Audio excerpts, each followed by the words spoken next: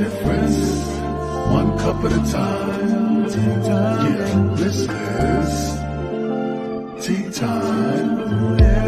Making a difference, one cup at a time. So be sure to grab your tea, grab a seat, and tune in to Miss Liz. Tea time, making a difference, one cup at a time. Tea time, yeah. Tea time, time.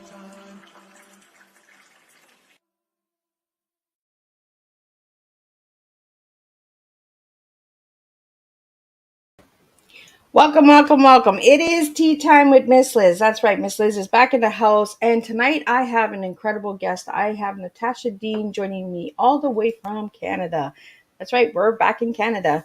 So we have two double dippers in Canada, Miss Liz and Natasha Deen. So I'm going to do the little intro and disclaimer and all that good stuff. And then we're going to have some good old sweet tea tonight with Natasha Deen.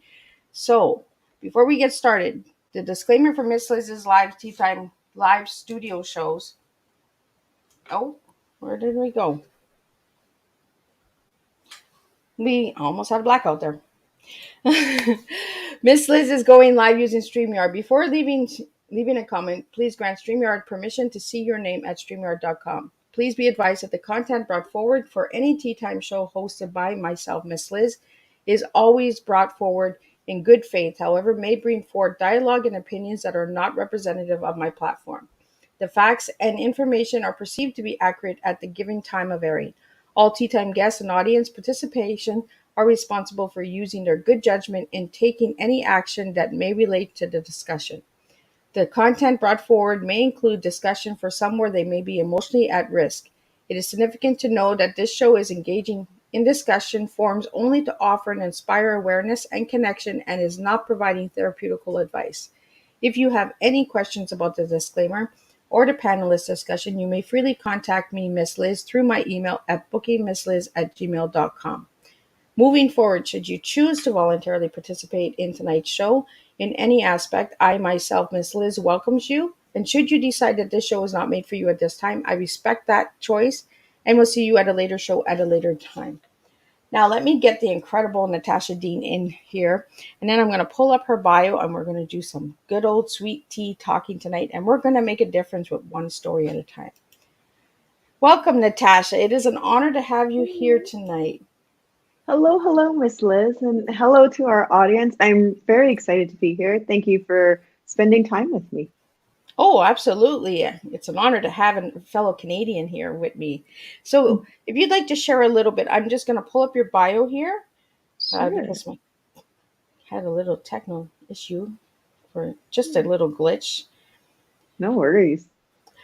So if you'd like to share a little bit, Natasha, about who you are and where you're from and all that good stuff. Sure. So I have kind of an interesting origin story. So I was born in Canada, but when I was 3 weeks old, we moved back home to Guyana, which is in South America. I grew up there for 5 years, then moved back to Canada. So born Canadian, but I have an immigrant experience with Canada because it's not the first country I knew. Went through school, thought I would be a psychologist, did a hard pivot into writing after university, and worked really hard at getting lots of rejection. I think I am around somewhere in the neighborhood of over 450 rejections to be able to be in this very special place as a writer and spending time with you today. And so I've been a writer for about 15 years, and I write for kids, teens, and adults. In the realm of writing for kids and teens, I write for kids who are at grade readers, meaning they're in grade 3 and they read at a grade 3 level. And I also write for striving readers, which are kids who are like in grade 6, but they're reading at a grade 3 level. And I write in a variety of genres, from mystery and contemporary to science fiction and fantasy. So that's sort of the grown-up stuff that you need to know about me. The real stuff is I super love animals. I am all about tea, and you can probably buy my loyalty with a cupcake or a cookie. Oh, well, look at that. Another tea drinker. I love these tea drinkers because a lot of people come on tea time and they're like, Miss Liz, I don't even like tea. I'm like, oh, but you don't know what you're What? missing. Right? No. You're right. No, tea. Any problem in the world is going to be solved with a cup of tea, right? So what's your favorite cup of tea? Oh, I think it would be considered like a Guyanese tea. So it's just like a regular black tea, like an orange pekoe tea, and then you steep it for a really long time, so it's very strong. And then you add tons of sugar and like real like evap milk, like really thick cream. And yes, it's like a warm, sweet, creamy hug. So that is how I drink my tea. And then when I'm trying to not have quite so much sugar and caffeine in my system, I go jasmine. I think I've been offered that tea. It's like a really sweet kind of dark tea, right? That's really creamy. Yes. Yeah. We always joke in Guyanese culture that you know how big your problem is because when you go to talk to somebody and you're like, oh, I have this problem and this is what it is. And when they make you the cup of tea, you can tell how bad the problem is by how much sugar they put in. So the worse the problem, the more sugar they give you. And I was really delighted because I got to pull that into one of my YA novels in the key of Niragani. So whenever she's going to her grandmother, she can tell by how much sugar her grandmother puts in the tea, exactly how much trouble her problems are putting her in. I like that. The sugar describes the level of trouble. That's exactly it. Right? So How much you know if there's a soothing lot you of need. sugar, you're either in trouble or there's a lot of trouble at the Right? table. It's like you need the strength, right? You need the energy. So Yeah. yeah. So Natasha, I see here in your bio, because you've described a lot that I would read to the audience, but I'm going to just read your bio because it is an incredible bio. And then we'll talk about some of the awards that you've won and some of your books and all of that and your message that Yeah. you'd like to give to the world tonight. Yeah. So Natasha is an award-winning author. Natasha Deen writes for kids, teens, and adults. She believes the world is changed one story at a time. And as a Guyanas, am I saying that right? Guyanese. Yeah, Guyanese. you're close. You're close. Yeah. Guyanese-Canadian whose family immigrated to Canada. She's seen firsthand how stories have the power to shape the world. And I truly believe that as well. Our stories do impact the world. When she was not writing, Natasha enjoys visiting schools, libraries, and other organizations to help people to find and tell the stories that live inside of them. She also spends the in order Inordinate. my tongue twister. Say that time 5 times, right? Right. amount of amount A of lot time of time. right? It's like one of those words that you want to say but you can't say, and your tongue is just like, no, you're not I know going your there, brain's right? saying it and your tongue is like, no. Not happening. So I'll get you to say that word, An and inordinate. we're going to talk about that word because I want to know a little bit more about that word. Amount Sure. of time trying to convince her pets that she's the boss of the house. I'm the same here. My cat thinks she's the boss. She's a real princess. And Natasha is the author of the Lark Boss series, the CCBC Best Pick for Kids and Teens Stars Selection, and the Guardian series Moonbeam Awards Sunburst Award nominee, Alberta Reader's Choice nominee, and her latest novel is The Key of Nira Guyana. Gani. Gani Gani. is Yeah. a junior library guide Guild. Yeah. Gill selection and a Barnes and Noble top 25 most anticipated own voices novel. And I'm truly sorry for all of those little blips and bloopers and all that. No apologies necessary. So let's talk a little bit about that word that I can't say. Sure. So what does that word mean and why is it important to you?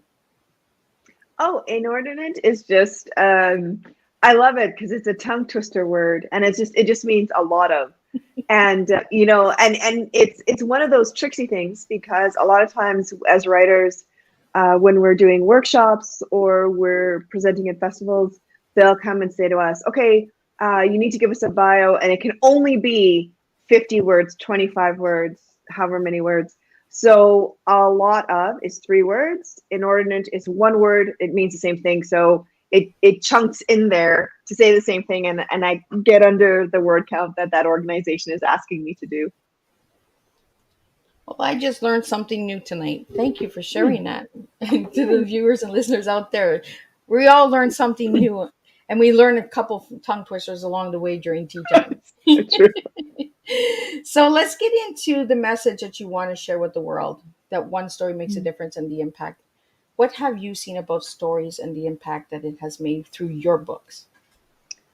Well, I'll answer that in two ways. So the backstory for why I say that stories change the world comes from when my family moved back to Canada permanently. And so it was my first winter. I, just landed in Canada and was very excited to be here. I thought this was like this amazing new adventure. And then that winter, the first snowfall, going to school, there was a group of grade 9 boys that were making snowballs and packing them with stones and hurling at my sister and I, calling us lots of racial slurs, telling us to go back, go back where you come from, go back home. And it was really, really traumatic. It was violent, and it was sort of an out-of-body experience, right? Because it was the first time that I understood that my color made me different, and that my color made me a target, and that there were some people who were never going to look at my skin color and understand that that was beautiful. They would look at it and think other things. So what ended up happening was I told my parents, and they tracked down the ringleader, and my mom phoned, and she phoned and she talked to his grandparents, because that's who he was living with. And then they ended up coming over. The grandfather and the son came over, or the boy came over, sorry. And I remember him getting down on his knees and apologizing to us and crying and saying that he hadn't understood exactly what it meant, what he had been doing. And it didn't click in at the time, but looking back, what I realized was it was a story, right? I had something happen to me from someone who had an idea or a story of who I was. I went to my parents, I told them the story of what happened. They, my mom went door to door looking for this kid, found him, called the grandparents, told the grandparents a story of what was going on. And the grandfather and the grandmother sat down and told the boy a story, right? Told him a story of the boy he was and the man that he could be based on the decisions that he was making. And then he came to tell us that he understood, right? His story had changed, the narrative changed. And then he started telling us about how, that what had happened was his parents were divorcing. It was a really terrible, gross divorce. And they had moved him to go live with grandma and grandpa while this was all going on. So he was angry. He was angry and we were a target, and he understood the inaccuracies of that particular story. You know what I mean? Like, he understood that he had taken out something that should have been like a counseling or a therapy. He took it out on us, and that shift, right? So when I say that stories change the world, that's what I'm talking about. Our experiences, our willingness to talk about the things that make us happy, that make us sad. Those are the things that create space for other people to reflect on themselves, to reflect on the world, to reflect on who they want to be in the world and the kind of world that they want to live in. And so when I bring that into my writing and into my work, what you're going to see is that my characters may be going through some very, very difficult times. So, for example, my YA book that just came out, which is The Signs and Wonders of Tuna Rashad, they are dealing with grief. Robbie is her older brother. He's just lost his husband, and the whole family is grieving. So we're going to deal with really heavy stuff, but there's going to be light, there's going to be love, there's going to be happiness. One of the great things that I love hearing from readers is how funny they find my books. And I really appreciate that, because we are talking about difficult things. And that there's some there's some kind of positive resolution at the end. It may not be a Hollywood happy ending, but there is going to be some kind of happy ending, because I feel the same way in our waking world. When we make the decisions that honor ourselves and that ground us and give us strength, there's always going to be happiness at the end of that road, at the end of that rainbow. So, yeah. Well, thank you for sharing that, Natasha. And I say this all the time: stories do make a difference because they resonate, right? And like you Mm-hmm. explained, like this boy was going through a lot, and it was easier for him to target somebody else because he didn't understand what he was going through. He was the frustrations and that, right? So it's easy to pick on somebody else, and that's what bullying all is really down to. Is they're frustrated with themselves or the situation that they're in, so they pick on other people, right? So Mm-hmm. being bullied as a child in school, what do you do about it today? Do you speak on it? Do you share it in your books? Yeah, I do a lot of school visits, and we do, like my presentations do, discuss those kinds of things. I talk to kids about the things that I went through that are kind of universal, right? We're trying to find our place in the world. We're trying to fit in. We're trying to find friends. We're trying to deal with the bullies. We're trying to deal with our parents. All those things. So yeah, they definitely come into play when I'm doing school presentations. Well, I see that you have like a impactful way of bringing it to the table, right? And this is what we Mhm. need: is we need that difference. And by writing with children's books, it actually reaches them at a younger age, so that Mhm. it can impact their lives as older. This boy that bullied you in school, do you know of him now as an adult, or? No, he was in grade 9 and I was in kindergarten. So the next Oh, year he was gone. Um, and yeah, but it's interesting because there was that moment where he apologized and we hugged. And then the next day he was back on the school field in the morning and the afternoon, just as he had been for those weeks before. But this time, instead of throwing snowballs and racial slurs, he would call out to us, to me and my big sister, and he would always ask us the three same questions every morning and every afternoon. Are you okay? Has anybody hurt you? Can I help you? Always those three questions. wow. Um, yeah, so I hope wherever he is and whatever it is he's doing with his life, he has all the happiness and joy that his heart can hold. But yeah, I mean, when we talk about these kinds of things, I think it's always really important to be transparent and to be candid about the things that we go through, especially with young readers and young kids, like kids and teens, because I don't think us holding back is necessarily helpful, because the more honest we are, and within age appropriate levels, right? Obviously, the way we're going to talk to a 5-year-old is not going to be the way that we talk to a 15-year-old, and the topics are not going to be necessarily the same. But when we own, I think, those hurts, we give kids space to own their hurts and to navigate through. And books are a huge part of this, right? Like books, I mean, a lot of us are really, really lucky. We had adults in our lives that we could go to and we could talk to and we could find comfort. But there are a lot of kids, there are no adults in their lives, and books become their saving grace.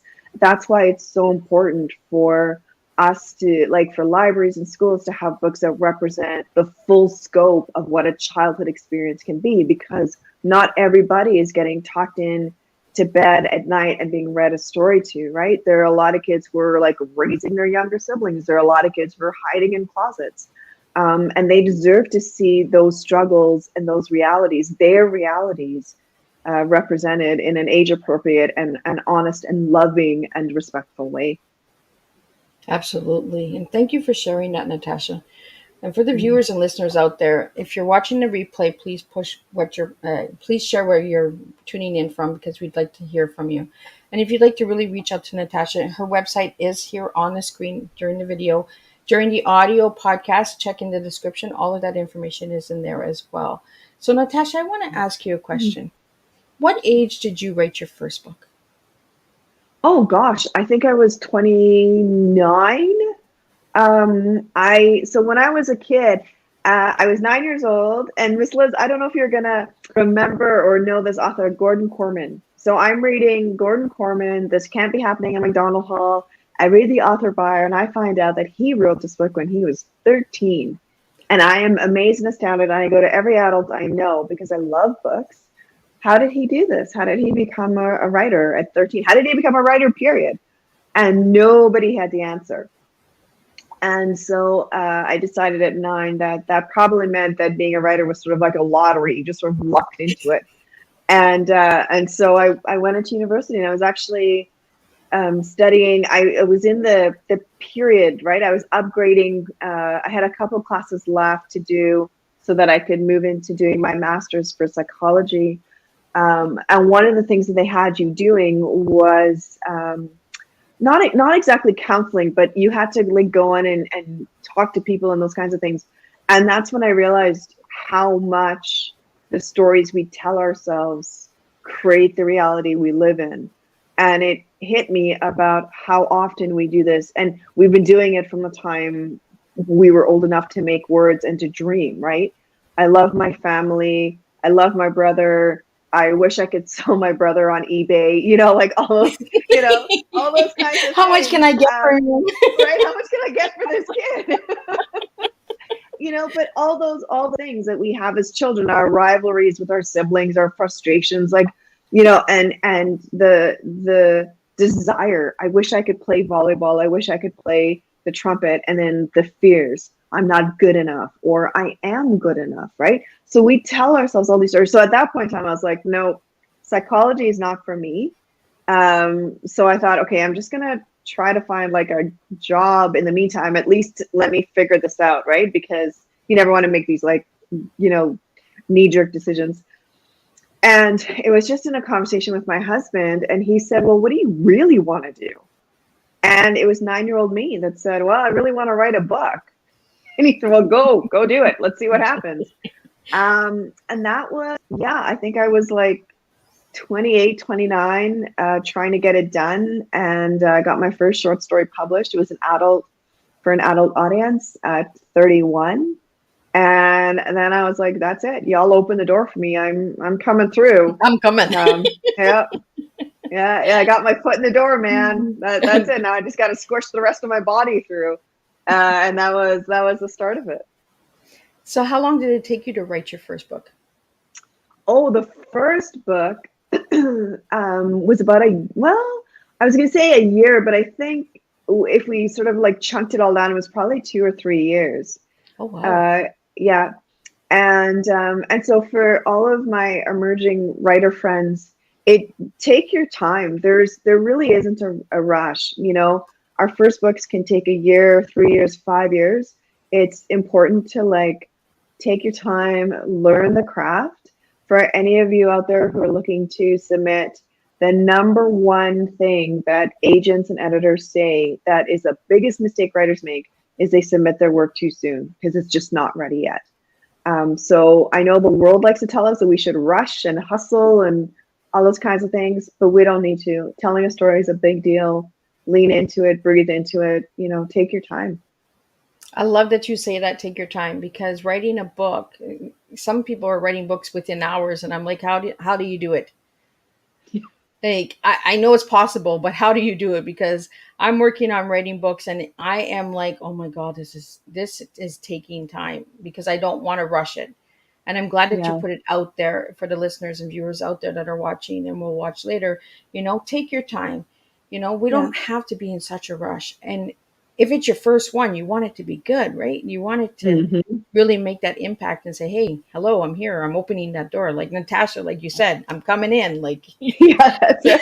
That's exactly it. But no, you're right. I think it was Danielle Steele who said that she, what does she do? She said she writes something like 12 to 20 hours in a day. And that's how she can get her books out. And I respect that that's her work ethic. I respect that that's the thing that lights her up. But I tell you what, like, I want to be able to go for lunch with my friends. I want to be able to snuggle with my pets and be able to look at my husband and be like, hey, let's just go grab lunch. Let's just let's call work early and go sit on the couch and watch a, BBC mystery. Like let's have, like, for me, I love the balance. I love that she can survive on 4 hours, but I tell you what, man, you do not want to see me on 4 hours of sleep. I need my 8 hours, it's really important for all of us is to figure out what works best for us and to not compare what works for us to what works for other people, or think, well, Danielle Steele is writing 20 hours a day. I need to do that. But do you? Do you really? Or is it just a nice guide? Because the essence of what she's saying is she's dedicated and she creates time and space. She makes it for her writing. So maybe that's what we take away, and we look at our schedule and we go, well, I can't do 20 hours, but you know what I can do? I can do 10 minutes on my lunch break. And it may not feel like a whole lot, but I tell you what, 10 minutes in a day, you will get a book ready. You really will. Yeah. It's a slow process, right? It's taking your time. And I love that you said that, Natasha, that what's good for others is not good for you. And we have to be able to identify with that and say, you know what? Okay, this person is doing 20 hours. I can't do 20 hours. It's going to stress me out. It's going to make me, and I'm going to give you garbage. It's not going to be a good product. Where, like you said, 10 minutes a day. And I tell this to my kids all the time, write at least 10 minutes a day. Express yourself at least 10 minutes a day, because 10 minutes does make a difference. And short stories make a difference. It doesn't always have to be a big book. It could be a little blog, a little article. You're making the impact by sharing your stories and that. So now I think it's a good time to ask you, Natasha, what is your tea? Oh, my tea. Okay, T for thrills, E for effort, A for accommodation. Now, do you want to explain a little bit why you picked those words? Yeah, so thrills to me is what lights me up, what makes me happy, what gives me fireworks, and I'm going to do that. And the interesting thing is that that's not always doing the thing that we traditionally feel is like, oh, that's a really exciting, awesome, like, yeah, why wouldn't that make you happy, right? So sleeping in, yeah, absolutely. That makes us all happy. Spending the day in our PJs, why not? But sometimes the thing that thrills me is being in a moment where the writing is really, really tough and it's not going well. And I make that decision that I'm going to sit here for like the next 15 minutes and I'm just going to give it my best effort. And that thrills me because I love the fact that I'm saying to myself, listen, let's acknowledge that this is rough. Let's acknowledge that this is boring and hard and it's a grind. But let's celebrate the fact that we are going to push through it, right? We're going to push through it in a way that is loving and accommodating. And we're gonna get this thing done, right? It's like the satisfaction of meeting the challenge, the satisfaction of meeting that chore and saying, I'm going to come out at the end of this. So that's the T. The E is the effort. Like I said, I think sometimes, so my writer friends will know this, right? There's NaNoWriMo, National Novel Writing Month, and that's where you challenge yourself to write a novel in a month, 50,000 words. And that means you're writing about 1,667 words per day. And so that's amazing. And it's a really fun challenge and it absolutely makes you pull your hair out. But at the same time, if we internalize that and say, well, I'm not a writer unless I'm writing 1,500 words a day or 2,000 words a day, that can become, I just think that sometimes that's a really unkind thing to do for ourselves. So the E in effort, what that means is I am just going to try my best. And I'm not going to put a product or an end result on what it means to try my best. So some days I'm going to try my best. And at the end of that day, I'm going to have a paragraph. And then some days I'm going to try my best. I'm going to have 3 pages. One is not better than the other. Both are equal because the only thing I said to myself as I sat down is give it your best faith effort. And if I can do that, then I'm always a success. So the goals, the success, that thrill becomes intrinsic. It becomes something that we are in control of. So that's why E is for effort and A is accommodation. So being flexible, understanding that not every day are we gonna get up and feel like, yeah, I want to conquer the world, or some days we get up and we're not feeling great emotionally, physically, what have you. We haven't slept well, and we need to be able to be kind to ourselves and accommodate those things. If we haven't had a great night, then maybe the kindest thing to do for ourselves is to skip the gym. But sometimes maybe the kindest thing to do for ourselves is to go into the gym, right? Only we know the best way to accommodate what we need in that moment. But again, I always try to keep flexible with myself in terms of my goals, what I'm asking from myself in the day, what I'm considering a success in the day. And I feel like if I'm always flexible, I'm always putting myself in a position where I'm going to win at the end of the day. I can crawl into bed and be like, yep, that day was a good day. That was a successful day. I like that you give yourself an accountability, because before the shows we started talking a bit and breaking the ice a little bit, because that's what I do with the guests. And before we go live, we break that ice and we kind of get to know each other. And you talked about self-care and effort and being flexible. So your tea actually makes sense on how important self-care is to you, because the thrill is within you. What thrills your soul, what thrills you, right? And the effort that you're each and every day. And you say, you know what? Okay, this accommodation is not good for me today. I'm not going to do the gym. I'm going to do it tomorrow. So we need to really bring back the self-care of ourselves and start really taking care of ourselves. And I think that's what you do, Natasha, with your writing and with your speaking and presentations and that as well. So let's get into some of your books. How many books do you have out there? Oh, I think if we counted adults and teens and kids, I'm probably edging up around somewhere between 30 and 40, or 35 and 40. And then if we included short stories, plays, then I'm definitely over 40 works for kids, teens, and adults. Oh my goodness. Look at you. You really came through that door, did you not? I know, I did. I told you I was coming in. Flexibility makes you can squish through all those tight spots, right? You're in that audience where you're like, I want front stage. So what liquid was water, man. You're right. It's the lottery. You won the lottery. You're in that door with 30, 40 bucks. It is incredible.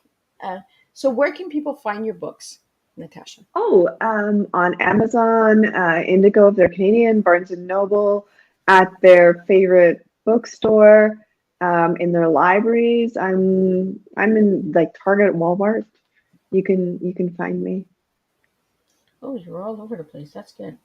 So, and if anybody wanted a signed book by you, how could they reach? Through your website?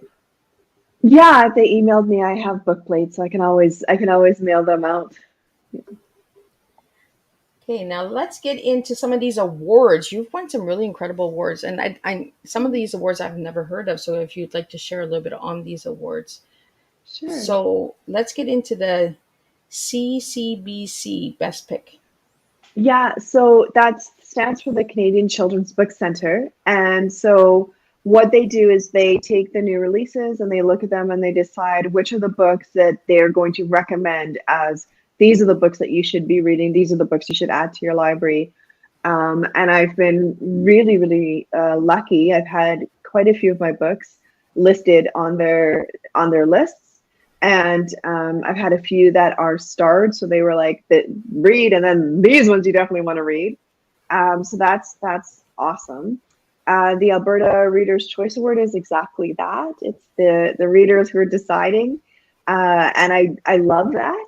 And what are some other words? So Indicated Niragani won the 2020 Amy Mathers Teen Book Award. So that's a national award for Canada. And so Nira was like, that's the book for the year. And that was really great. Because that's like, it's always lovely when people appreciate your work, right? And my books have been on the Forest of Reading, which is the Ontario Library Association. And Nira was an honor book, which means that she didn't win the top prize, but she was in the top 3. And that, again, I mean, it's amazing because those are like your actual readers. Those are your teen readers who are deciding, for you. And yeah, I think anytime, I was gonna say, like, the awards are really amazing. Like, all of us, right? We love to get that, like, okay, good. It's good. I did Hurrah, hurrah. But for any of my friends who are out there who are looking at publishing, whether it's traditional or self-publishing, so years ago, I had a book that I was trying to get published called True Grime, and it was an urban fantasy. And I got I got great feedback from editors and agents, but the main, like, I was getting turned down because they were like, I love this book, I just don't know how I would sell it. I love this book, I'm just not sure if it's like middle grade or YA. And, we can talk about this in a minute, but like when you write for kids, writing for kids is not remotely like writing for adults. There are some real guidelines. And so I was like, okay, but I had enough feedback that I was like, I think I'm just going to give this a shot. Like, I think I'm just going to like self-publish this. And this was at a time when self-publishing was very new. So it did not go over well with my writing colleagues who were like, why can't you be patient? Why can't you wait? And I was submitting like, too soon. right? Yeah. And I was like, no, the only reason is people don't know where it would go on a bookshelf. That to me, like, there was nothing like there's something wrong with the content or your characters don't make sense. It was just like, we don't know how to market this. Well, that's okay. I wanna dive in. I want to experiment. I want to give this a shot. Lots of people were like, no, it's never going to work. You're going to regret this. No one's going to take you seriously. You're never going to get it. You're never going to get an editor. I did it anyway because it felt right to me. And True Grime ended up being a top 100 on an award thing, which was cool. But the reason I bring up the story was because I had a friend who was working at a bookstore, and she had a lady who came in, and the lady was a social worker.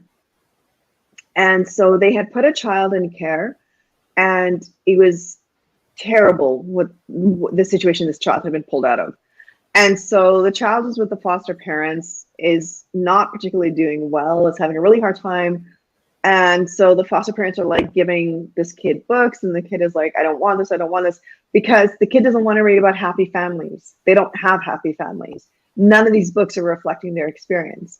So my friend says, well, listen, try this book. It's True Grime. There's no like families in it, but there is a family unit. There's a family of friends. And, here are the things, that are going on. Because basically it's like the fight between magic and non-magic, because magic is like, we're tired of humanity. They destroy everything. We need to get rid of them. And what happens, right? So the social worker brings the book. 7 days later, she's back in the store, and she says, does this author have more books? Because the kid loved it, and she wants more books like this. Wow. And so awards are amazing, but sometimes that book reaching the right reader at the right time, whether or not True Grime ever got on that top 100, you know what? It hit a kid right when they needed it, and that makes it worth all of it, right? That is every award we ever need, because that's what we're trying to do with our work. We're trying to connect to readers. And just quickly to get back to that idea of the guidelines. So people think writing for kids is like, oh, I'm just going to tell a kid a story. No, there's no such thing, right? An adult is an adult. You can, sure, right? But kids, no. I mean, little kids are learning how to read. You cannot have the same kind of storyline. You cannot have the same kind of vocabulary. You can't have the same kind of like cast content, right? So it's really important, if you are someone who's looking to write for children, to start researching and understand what are the vocabulary limits, what's the sentence structure like, are you writing for kids who can read at grade, are you writing for kids who are striving readers, and to respect the developmental levels, because and that's one of the reasons I think a lot of writers end up getting those rejection slips. It's because they're like, well, this is a book for kids. But how you write a story for a 7-year-old is not the same way you're going to write a story for a 9-year-old. And you need to understand that there is a huge difference in those things in terms of word count and all those kinds of things. So it's really important to do your research. Well, I'm glad that you brought all of that to the table because, Natasha, I think a lot of people need to understand this because a lot of people, well, I'm going to write a children's book. There are so many guidelines that you need to look at, you know, Hmm. and writing for adults is completely different as well. And Yeah. sometimes even they have guidelines that they want you to Oh, follow. yeah. Oh, absolutely. Listen, if you're writing for adults and you're like, I'm going to write a mystery, well, wonderful. Are you writing a cozy mystery? Are you writing a procedural mystery? Like, there's different guidelines for the different kinds of mysteries you're going to write. And it's really important to remember that, when we're looking at writing for adults, we can write in a certain way because adults are readers, right? That adult is a reader already. The reason that adult is a reader is because way back when they were a child, there was an author who stepped in, met them at the level they were at in terms of their maturity, their reading ability, their literacy comprehension.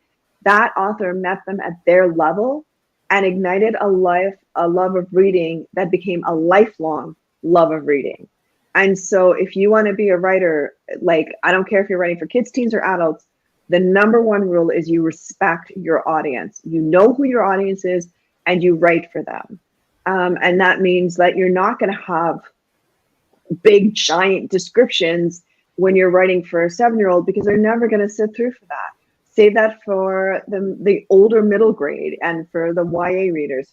They will sit through for that. But the littles, no, man, give them the action, give them the characters, give them the conflict, and then let them play in that playground. So, for the viewers and listeners that are watching right now and that will watch later, Natasha, where can they find Mhm. these guidelines for writing?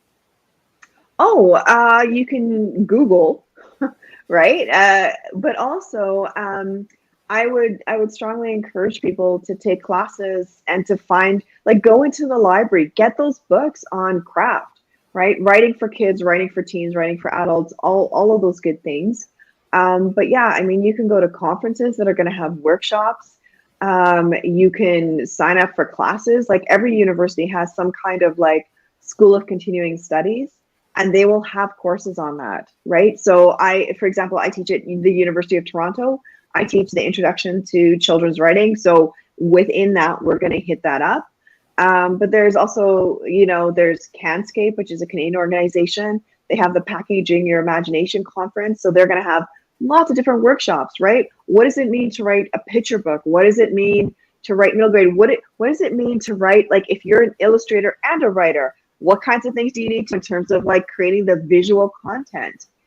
So, Google, you can Google guidelines. I would also say read a lot. You cannot write for any audience if you're not reading the books for that audience, right? So whether you're writing for kids or adults, like, go to the library, go to your bookstore, get those books and start reading and start seeing, what are they doing? And I would encourage you, especially with Kidlit, look at books that have been published within the last 5 years. The last 5 years is going to tell you where the market is, where publishing is, what is acceptable, what isn't acceptable. I mean, I love Beverly Cleary, but she's not a great reference for what we're writing now. So that's really important to stay current on those kinds of things. So the Google, the libraries, the books on craft, workshops, conferences, and reading a lot. Yeah. I really enjoying this tea time tonight, Natasha, because you're giving a lot of information, and this is what tea time is for. It's to educate, it's to teach, it's to bring the awareness. Because a lot of people, they just say, "Oh, I want to write a book," but they don't understand that there's so many steps to writing a book. You know, Yes. we all can Yeah. just say, "I'm going to write a book," but if you really want to make an impactful book and you really want to make a difference with your stories, really do the research, really take the time, Hmm. pamper it like Yeah. it's your child, like take care of it like a baby. I know Yeah. with my stuff, I'm like, no, that's my baby. No, I'm not giving you my story just because you want my story. Yeah. This is my story, this is my baby, like, and Yeah. we have to be able to say that. And it's not because we don't value other writers or other books or collections. It's just that it's not the right time, not the right place. And it's like you said Hmm. earlier during the show, is submitting too soon. Yeah. Well, and it's really important to understand what it means to be a writer. A lot of us grow up in with Hollywood imagery, right? The person sitting with this beautiful scenery in front of them, and they're in a lovely warm, cardigan with, vegan leather elbow patches, and it's, they've got their cup of tea and their coffee, and it's very romantic. It's a very romantic idea. But let's talk about kind of like the sciencey part of what it means to be a writer. And so, our brains, and I encourage you to go out and like look at the research on this. So our brains understand imagination, but we don't quite understand. It doesn't quite understand imagination, right? So in other words, our brain, if we do it right, our brain uses imagination as reality. That's why we can get sucked into books and miss our bus stop. That's why when we watch scary movies and we're like, oh, it's just a story, and then we're still sleeping with the lights on, right? Because someone out there has done enough work for our brain to go, well, yeah, but it feels real, right? So once we understand that, then you understand how difficult it is to write a story, because you've got to do it in a way that that person's brain gets captured by the words you're putting on the page and believes these characters and stories to be real.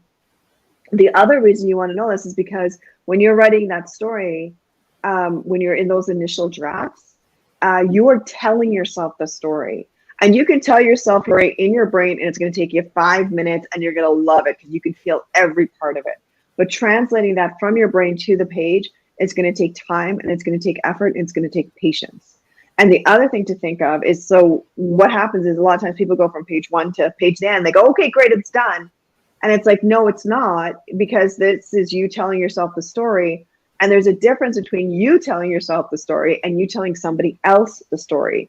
And so writers, we have a term we call draft zero.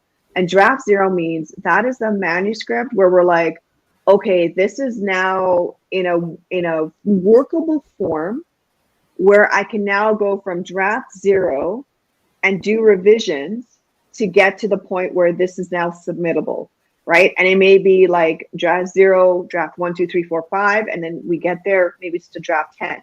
What people don't realize is before draft 0, there can be like 14 or 15 different versions of this story before we even get to the draft 0.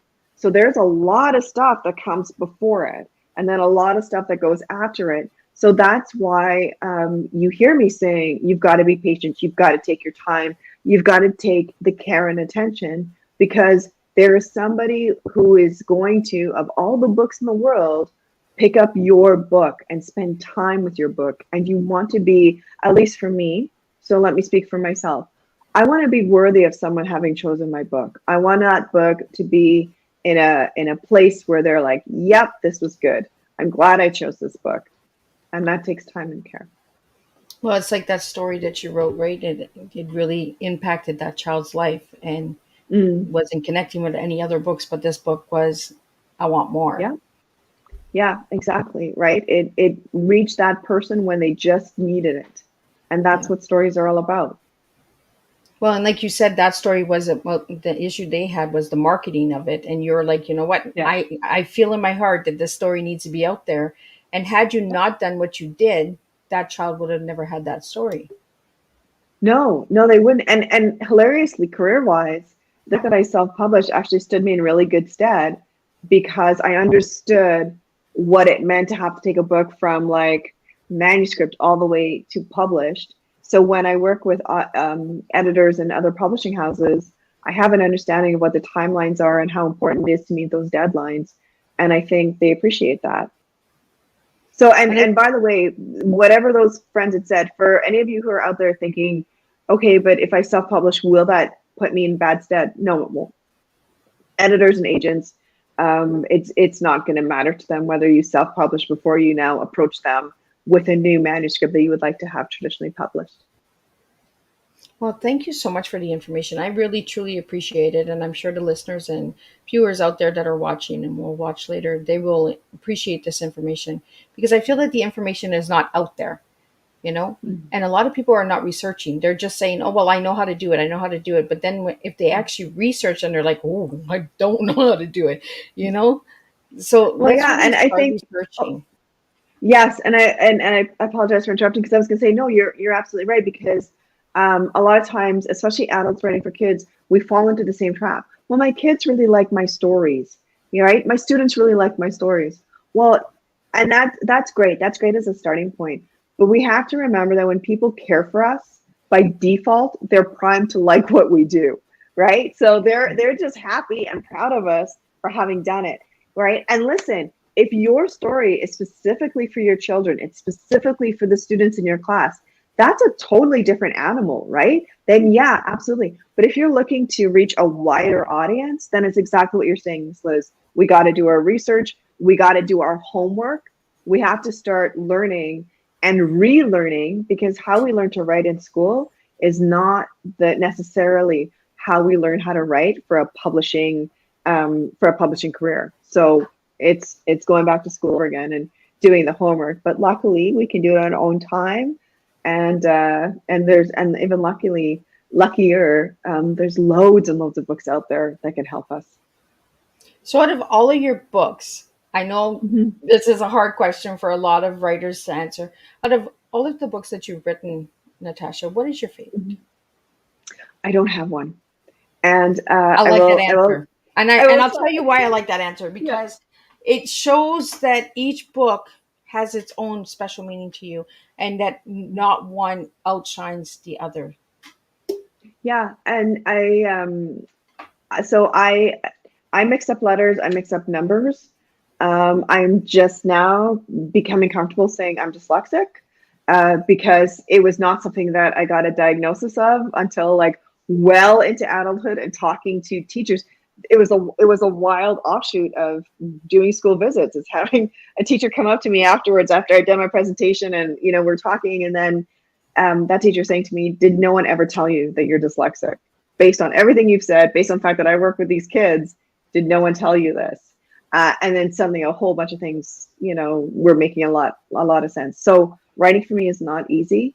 I don't have the patience for it, hilariously.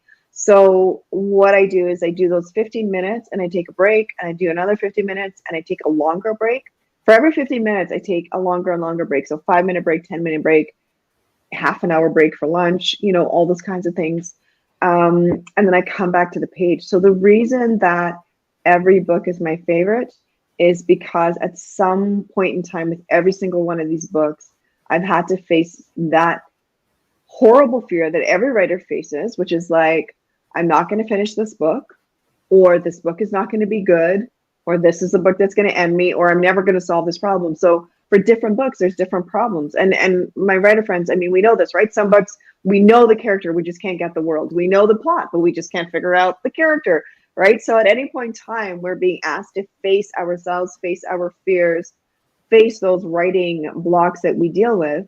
And that's why, and again, too, like the books I wrote early in my career would not necessarily be the same kind of books I write now, because I'm learning and I'm growing. So I'm always proud of my work. I'm always proud of every single one of those books that's out there. Well, thank you so much for sharing. It really is an incredible tea time tonight, because we're learning a lot of educational stuff that we need to be aware of. So I want to thank you, Natasha, for doing that tonight and sharing the message that you have to impact the world with one story at a time that makes a difference. I love it. I love when people say one person, one story, one tea, because it takes one step to make a difference. If you're not taking that step, it doesn't matter if it's a big step, small step, you've got to take that one step in life. So I want to thank you, Natasha, for sharing your incredible work that you're doing, the incredible stories that you have out there. And for anybody who would like to reach you, Natasha, again, reach out to her through her website and look at all the incredible things that this woman is doing and out there. So any final words you'd like to say before we wrap up your tea time? No, just thank you so much for hosting me, Miss Liz. To all of the viewers and the listeners, thank you for spending this time. I really appreciate it. So go forth, my friends. Go forth and conquer the world with your stories. And thank you again. Well, it was an honor and a pleasure to have you tonight, Natasha.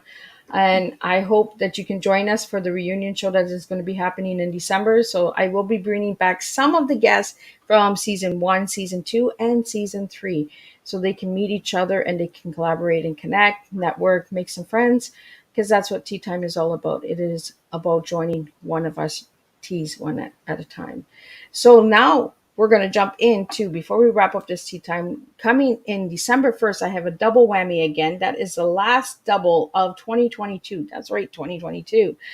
And I have Tara Lynn Towns coming in, and she's going to be speaking about the Bullying Buddy app. So she has created an app for bullying and awareness. And then I have the incredible Deanne Floyd Boyne coming in, and she'll be talking about humanitarian work. So we have incredible guests lined up for December as well. So be sure to tune into those. So we have Tara in the morning, and then we have Deanne in the evening. And then we're jumping into legacy awareness on the 8th, and then on the 15th we have our last show with Freddie Cruz, and then it's reunion time. So I'll get to see all of my little tea time babies, because that's what you are to me, my babies. So again, Natasha, thank you for joining me on Tea Time, and thank you to the viewers and listeners that do tune in. I appreciate your support. I want to give a special shout out to all of the supporters of Tea Time. Mickey Mickelson from Creative Edge. Check out his work. He is an incredible man. And he is the one who brought Natasha to my table tonight. So I want to thank you, Mickey, for that. And I want to thank Patrick Williams Wayne, who is also one of Mrs. Liz's supporters. And he's out there. So check him out as well. He's bringing awareness to seniors who have vision issues. So he's bringing in the larger print in that. So check him out as well. He's on LinkedIn and all of that good stuff and Facebook. So before we wrap up your tea time, we have a couple minutes left, because I like to always do them for 1 hour. I like to give my guests a whole hour. So Natasha, Yeah. what 3 books would you recommend for Christmas? Oh, I have no recommendations because there's no 3 books that would fit everybody. So I don't know. I feel like, no, Miss Liz, that's a really hard question. I would have to know who is asking. And what do they want? Do they want to laugh? Do they want to be challenged? Do they want to be creeped out? I mean, I know Christmas is all like, snowfall and Christmas trees and all those kinds of like lovely live in the world, the holiday stuff. But maybe some people really love like Nightmare Before Christmas. They want something with a slightly darker edge as they drink their hot chocolate. So yeah, I don't know. Okay, But I will say, I was going to say, my paddle book. Well, I just started reading Lisa Gardner. So if you like thrillers and dark mysteries, I suppose, she's really good. And then kid stuff. Who did I just read? I can't say because the book's not out yet. But I will. It's a good book. coming soon. I know. It's like it hasn't been announced. So, but I will say, take a look at some publishers like Running Kids Press or Orca Books. They've got some really, really great stuff for kids, and especially if you have a kid in your life who is a striving reader.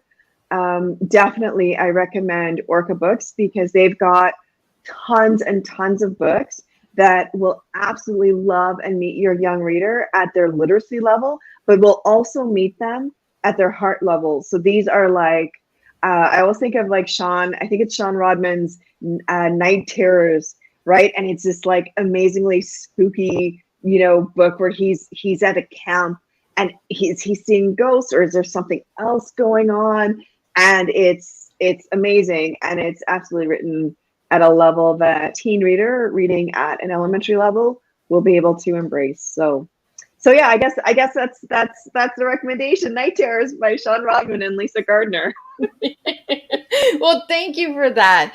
And if anybody would like, again, to grab Natasha's book, be sure to check out Natasha's book. She has 30 to 40 books out there that she says they're all on Amazon, Barnes & Nobles. Check out all those goodie places. Check out Walmart and grab a book.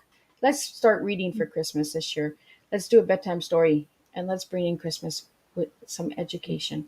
So thanks again, Natasha. And I will see everyone on December 1st in the morning with Tara Lynn Towns, and then Deanne Floyd Boynes will be joining me on December 1st. So check out those tea times and we will be making a difference one cup of tea at a time.